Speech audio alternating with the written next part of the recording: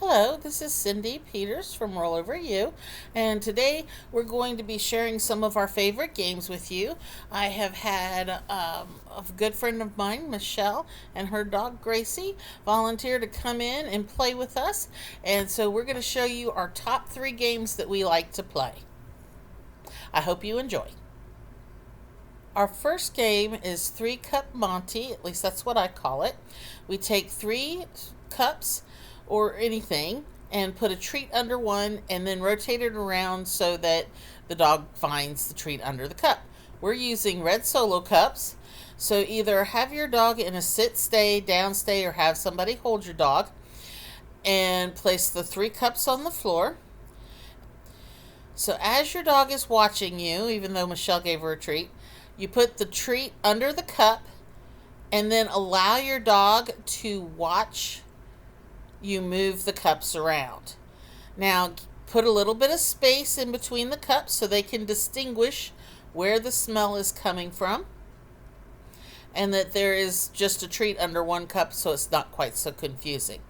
Now, the first couple of times you do this, you may want to have your dog either on leash or like what we're doing with Gracie here, in a room that has little to no distractions, so that she's more interested in the cups than figuring out what else is going on. Now, if your dog is struggling, you can help her out by lifting up a cup and showing her that there is either a treat there or not a treat there. You can put a treat down so she gets the concept. Gracie is really intent on this one cup that's closest to the camera, but she can't flip it over. So she knows she wants it, and it's there, so I'd have Michelle go ahead and help her out by picking up the cup for her. But here we really discover that Gracie just is having a really hard time flipping over the cup. So if your dog knows and is just having trouble flipping the cup over, you can help them out either by picking it up or by moving your foot so it is in front of the cup and it doesn't go anywhere and it'll fall over. Do it slow enough where you don't startle your pup, though. So if your pup has never done anything like this before, say this is the very first time you're playing games with her, you may want to start at a really basic level. And what I mean by a basic level is go ahead and put all 3 cups on the floor. Do it just like you were going to do it with the treat underneath, except this time you're putting the treat on top of the cup. That way they can not only smell it, but they can also see it. So they get the concept a lot easier and quicker because there's a visual aid for them along with their nose. So just like that, you can see the little white treat, little piece of chicken on top of the cup. Gracie goes over. We did it with it underneath, so Gracie's trying to flip it over. Then she discovers the chicken's on top.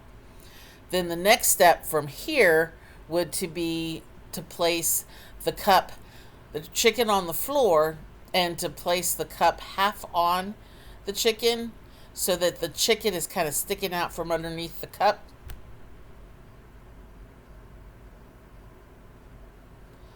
Another option to help them is to put the cup on the side and put the treat in the cup. That can be the next step before you flip the cup and it's completely over the treat. But then Gracie finds it. It makes it a little bit easier for them to find, and then you can build up the concept. So that's the 3-card Monty game, or the 3-cup Monty game in this case. Now our next game I call bobbing for balls, or bobbing for treats. So it's really simple. You get a handful of training treats, or you cut up a bunch of hot dogs or chicken or even biscuits, and you put them, small little chunks, and you put them in a ball of boxes. So we've got our ball of boxes. She just tosses all the treats in. Box was sitting on the chair, so Gracie couldn't get into it right away. We shake it all up, and then we let Gracie go in and start exploring. So what Gracie does is she's following her nose and figuring out, oh, there's definitely treats in here, but how do I get to them? So they've got to nudge the balls around with their nose. They can pick up the ball out of their with their mouth and drop it out of the box, or just keep nudging them around until they find all the treats. This is when you can step back and just kind of watch and giggle, because dogs will do all kinds of strange things with this one. I had one, as soon as I put the box on the floor, he'd hit the side of it with his paw and knock it over, and all the treats and balls would go flying everywhere, and then he'd run around the room to pick them up. So there's no wrong way to do this. It's whatever way your dog decides to figure out how to get those treats.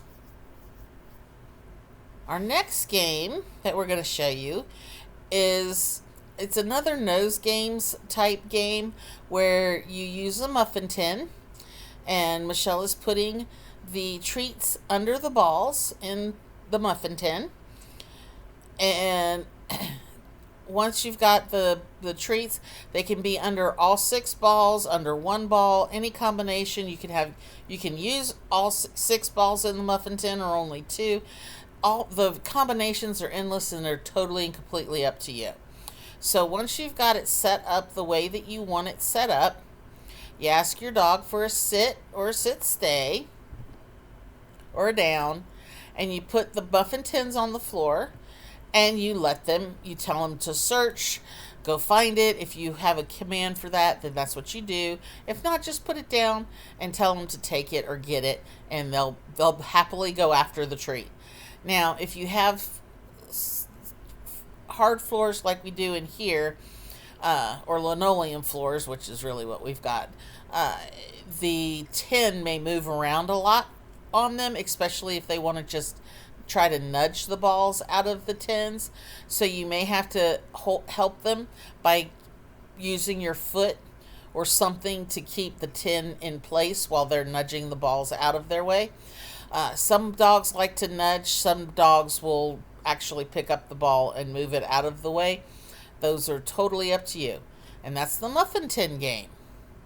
Games are a great way to wear out your dog and get them thinking on their own and building problem-solving skills.